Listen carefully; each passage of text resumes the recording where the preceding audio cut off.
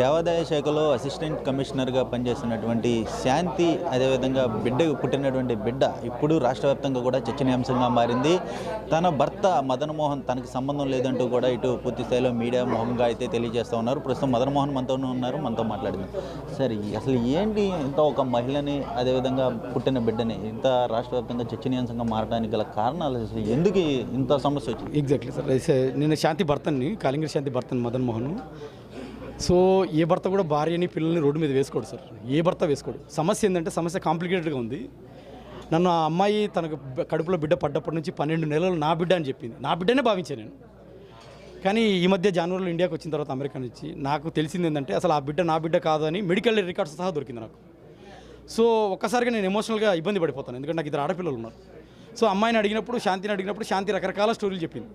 అందులో 12 నెలలు నేనని చెప్పింది. తర్వాత 1 నెల అంతా IVF చేయించుకున్నాను. నేను IVF ఇండియాలో భర్త లేకుండా చేయరు. అమ్మ IVF హాస్పిటల్ తీసుకెళ్ళాలంటే డాక్యుమెంట్ చూపించదు. సరే, ఇంకొక నెల అంతా ప్రెజర్ చేస్తే నేను అన్నున్నారు విజయసాయి రెడ్డి గారితో IVF చేయించుకున్నాను అది ఏదంటే, అట్లా కాదమ్మా ఆ డాక్యుమెంట్ చూపించట్టు అది చూపించదు. చివరికి లేదు నేను ఫిజికల్ రిలేషన్లో ఉన్నానని చెప్తాను. ఏదేమైనప్పటికీ తనే నాకు జనవరి, ఫిబ్రవరి, మార్చి, ఏప్రిల్ 4 నెలలు ఆయన పేరు చెప్పింది. కాబట్టి అదే పేరుని నేను వెళ్ళబుచ్చాను డౌట్లో. ఆ తర్వాత నేను ఈ మానసిక క్షోభ తట్టుకోలేక భర్తగా, శాంతి భర్తగా, లీగల్ హస్బెండ్గా, ఎగ్జిస్టెంట్ భర్తగా డైరెక్ట్గా అపోలో హాస్పిటల్కి వెళ్ళాను అరిలోకి. ఎప్పుడు మేలో వెళ్ళి ఆ డాక్యుమెంట్స్ తీస్తే అక్కడ కొత్త పేరు పోతిరెడ్డి సుభాష్ అనే పేరు ఉంది. అందులో అంటే ఫ్రంట్ ఆఫీస్లో నా పేరే ఉంది, మానిపాటి మదన్ మోహన్ హస్బెండ్ అని. ఆ కేస్ షీట్స్లో మాత్రం పోతిరెడ్డి సుభాష్ అనే అతను హస్బెండ్ ఫాదర్గా సైన్ పెట్టాడు. అదే నేను క్వశ్చన్ చేస్తూ ఉన్నాను. అసలు మీ ఇద్దరికి డివోర్స్ అయ్యింది, అదేవిధంగా తాను సుభాష్ రెడ్డితోటి కలిసి ఉంటున్నాను అని చెప్పేసి మీడియా ముఖంగా కూడా తెలియజేస్తూ ఉన్నారు. అయినా ఇప్పుడు రావడానికి గల చర్చకు రావడానికి గల కారణాలు అసలు ఎందుకు అయ్యి ఉంటాయి? ఆ 2016 ఫేక్ డాక్యుమెంట్ సార్. అందుకే నేను నిన్న హోమ్ మినిస్టర్ గారు కూడా చెప్పాను, మేడం గారు కూడా. ఆ డాక్యుమెంట్ని మీరు సెండ్ ఫర్ ఫోరెన్సిక్ డిపార్ట్మెంట్.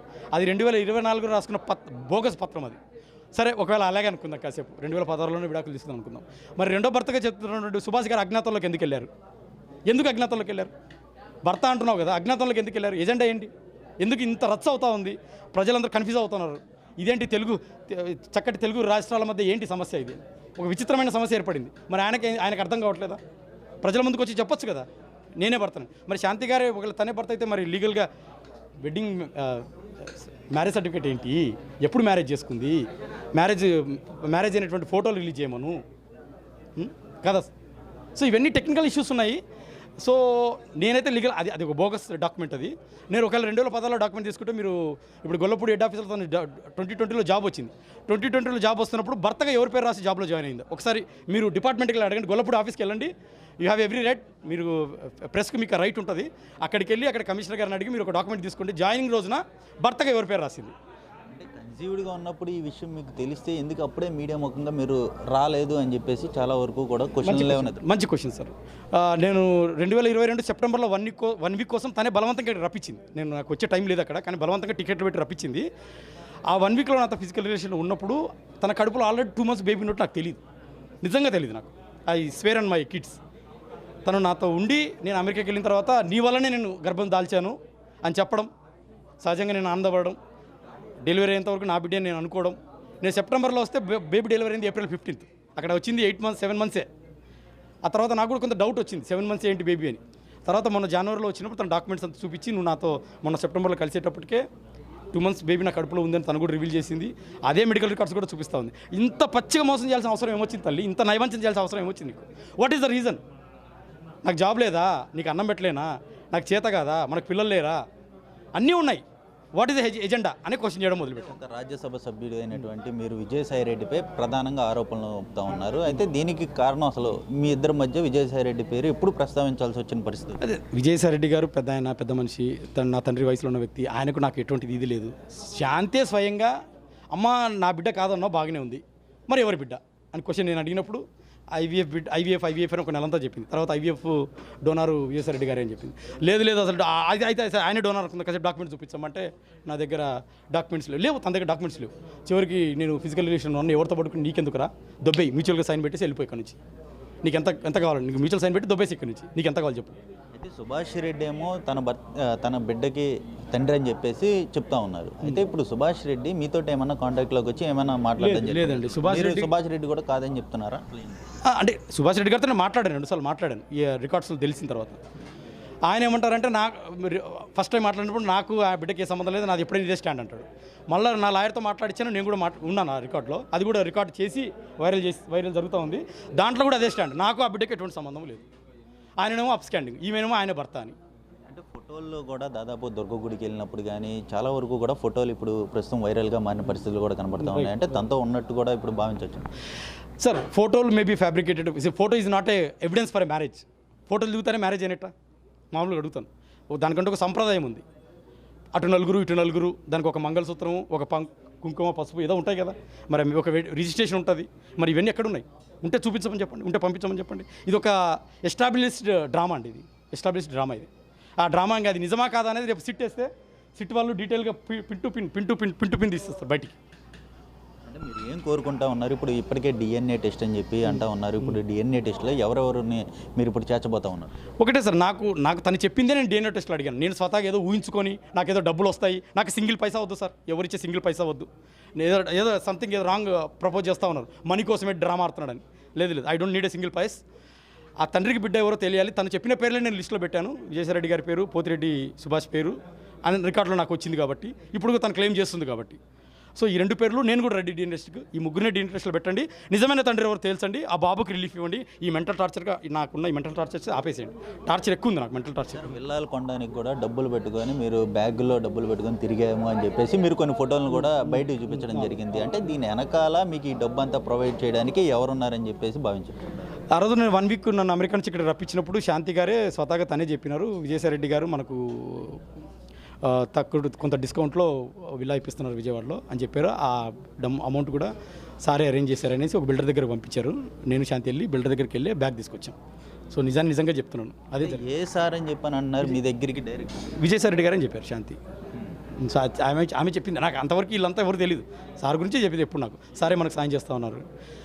తప్పు కదమ్మా నేను చెప్పాను ఎన్నోసార్లు. తప్పు అంటే వైజాగ్లో ఏదో అది అసలు సమాజం సంబంధించినటువంటి భూములు ప్రేమ సమాజం విషయంలో నేను ఏదో సార్కి న్యాయబద్ధంగా హెల్ప్ చేశాను. సార్ కూడా మనకు డిస్కౌంట్ రేట్లో విల్లా ఇప్పిస్తున్నాడు. తను చెప్పిందని మీకు చెప్పాను. ఆ రోజున ఆ ఫోటో తీసుకోవడము, అది ఇవాళ ఎవిడెన్స్గా అది మీ ముందుకు రావడం జరిగింది. అంటే ఇవన్నీ కూడా ఇంకా తనతో కాంటాక్ట్ అవ్వడానికి కూడా రీజన్స్ అని చెప్పుకోవచ్చు. అంటే ఏదైతే సమాజానికి సంబంధించిన భూములు కావచ్చు, తను హెల్ప్ చేసినటువంటి విధానంతో పాటు ఇటు విజయసాయిరెడ్డికి కనెక్ట్ అయ్యారని చెప్పి అనుకోవచ్చు. ఇక్కడ సుభాష్ రెడ్డి వీరిద్దరూ ఏ విధంగా కనెక్ట్? ఆల్రెడీ నాకు తెలిసి నాకున్న ఇన్ఫర్మేషన్ ఏంటంటే ఈ సుభాష్ రెడ్డి, పోతిరెడ్డి సుభాష్ అనే వ్యక్తి గవర్నమెంట్ లీడర్గా మన హైకోర్టులో చేస్తూ ఉన్నారు. సో ఆయన అప్పుడు వైజాగ్లో చేసేవారు, శాంతి అక్కడ ఉన్నప్పుడు వైజాగ్లో చేసేవారు. సో మీరు రికార్డు విన్నారో లేదో నాకైతే తెలియదు. ఒక రికార్డ్ అయింది, అది డూప్లికేట్ కాదు, ఒరిజినల్ రికార్డ్ అది. మీరు కావాలంటే ఫోరెన్సిక్ పంపించుకోండి.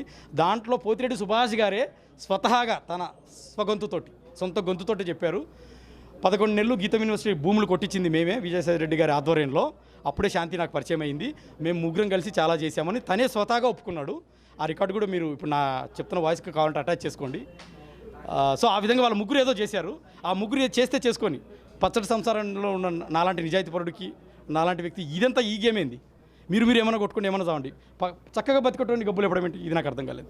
ఫైనల్గా మీకు థ్రెట్ ఉంది, కాల్స్ వస్తున్నాయి అని చెప్పని అంటున్నారు. అంటే ఎక్కడి నుంచి వస్తున్నాయి? మీతో మాట్లాడినప్పుడు మేము పలానా నుంచి చేసామని చెప్పి ఏమైనా చెప్తా ఉన్నారా? సంభాషణ ఏ విధంగా ఉంది? అది అన్నోన్ నెంబర్స్ వస్తున్నాయి సార్. నాకు ఇప్పుడు అన్ని ఫోన్లు అయితే ఓపిక లేదు, అన్నోన్ నెంబర్స్ అయితే వస్తున్నాయి. ఎందుకు రిస్క్? వాళ్ళు కూడా అదే, నీకెందుకురా ఇదంతా గోలా, నీదెంత, నీ బతుకెంత, నువ్వు ఒక నెల జీత కానివి, ఎందుకు ఇంత పెద్దలతోటి అన్నట్టు కూడా వస్తూ ఉన్నాయి. ఏదేమైనా సరే సార్, ఇదంతా అంటే నాకైతే న్యాయం కావాలి. నేను చదువుకున్న వ్యక్తిని కాబట్టి ఆ న్యాయ పోరాటంలోనే భాగంగానే నిన్న మినిస్టర్ గారు కూడా కలిశాను. ఏమన్నారు అంటే హోమ్ మినిస్టర్ గారు మీకు విన్నారు? ఆల్రెడీ మాకు తెలుసు, మదన్ గారు విషయం అంతా అర్థమైంది. మాకు 4-5 రోజులు జరుగుతుంది, చాలా క్షుణ్ణంగా అబ్జర్వ్ చేస్తూ ఉన్నాం. మీడియాలో వస్తున్నది అందు కూడా పిన్ టు పిన్ అబ్జర్వ్ చేస్తూ ఉన్నాము. సో అటు ఇది ఒక ఆదివాసీ అమ్మాయి విషయము, ప్లస్ మేము ఎక్కువ కన్సర్న్ అవుతుంది ఆ పిల్లల గురించే. 2 ఆడపిల్లలు, బాబు గురించి కన్సర్న్ అవుతున్నాము. నిజం ఈ రోజు కానీ రేపైనా నీకు తెలుస్తాము, కానీ ఆడపిల్లల పరిస్థితి ఏమవుతుంది? అందుకే సెన్సిటివ్ కాబట్టి జాగ్రత్తగా డీల్ చేస్తాము. కంపల్సరీగా ఒక సిట్ వేస్తాము, డిఎన్ఏ టెస్ట్ కూడా చేయిస్తాము, నిజమైన తండ్రి ఎవరో తెలుస్తాము. ఫైనల్గా దీనికి పులి స్టాప్ ఎప్పుడు పెట్టబోతా ఉన్నారు? దీన్ని ఏ విధంగా ముందుకు తీసుకెళ్ళి న్యాయ పోరాటం ఏ విధంగా చెప్పారు? నేను కోర్టులో వేస్తున్నాను సార్. రేపు ఎల్లుండి అంత డాక్యుమెంటేషన్ అయిపోయింది. మీరు నాకు అసలు బేసికల్ ప్రెస్ వాళ్ళు టైం ఇవ్వట్లేదు. కొద్దిగా టైం ఇస్తే నేను I can complete the legal work. ఆ లీగల్ వర్క్ అయిపోయింది ఆల్మోస్ట్. వేసేస్తాను రేపు ఎల్లుండి వేసేసి కోర్టు ద్వారానే అడుగుతాను. నేను నా పలానా డిఎన్ఏ టెస్ట్ చేయండి, నాకు న్యాయం కావాలి. అనేసి. అంటే తను ఇప్పుడు సస్పెండ్ చేయాలని మీరు ఏమన్నా కోరుకుంటా ఉన్నారా ఏంటి అసలు? ఎందుకంటే మీరు ఇప్పటికే లేఖ కూడా రాయడం జరిగింది కమిషనర్కి సత్యనారాయణ. నేను లేఖ రాసింది సస్పెండ్ చేయమని కదా సార్, నేను లేఖ రాసింది న్యాయం కావాలని.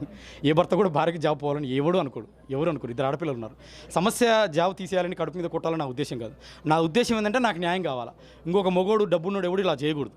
ఎంత డబ్బున్నా సరే ఎవరైనా ఇంకొకడు భార్యను ముట్టకూడదు అనే సందేశం ప్రజలకు తెలియాలి. అదే నా మెయిన్ ఆబ్జెక్టివ్ అదే సార్. నా భార్యని నేను ఇప్పుడు యాక్సెప్ట్ చేయలేని పొజిషన్లో ఉన్నాను. తను తప్పు చేసిందన్న విషయం నాకు తెలుసు. ఇద్దరు ఆడపిల్లలు ఉన్నారు. ఈ యొక్క ఇన్సిడెంట్, ఈ ఎపిసోడ్, ఈ ఈవెంట్ ప్రజలు చాలా క్షుణ్ణంగా ఆలోచించి ఇంకొకసారి ఎవరైనా తప్పు చేయాలంటే భయపడాలి. ప్రజలు కూడా ఆలోచించాలి. నేను చెప్తున్నాను నిజం ఎంత ఉంది, అబద్ధం ఎంత ఉందని. నా ఆబ్జెక్టివ్ అదే. అమ్మాయిని రోడ్లకు లాగి పాడు చేసి గబ్బు లేపి అది ఇట్స్ నాట్, అది నా ఆబ్జెక్టివ్ కాదు. నా ఆబ్జెక్టివ్ ఇలా చేయకూడదు, నైవంచన చేయకూడదు. భర్త వంచినప్పుడు నైవంచన చేయకూడదు. తప్పు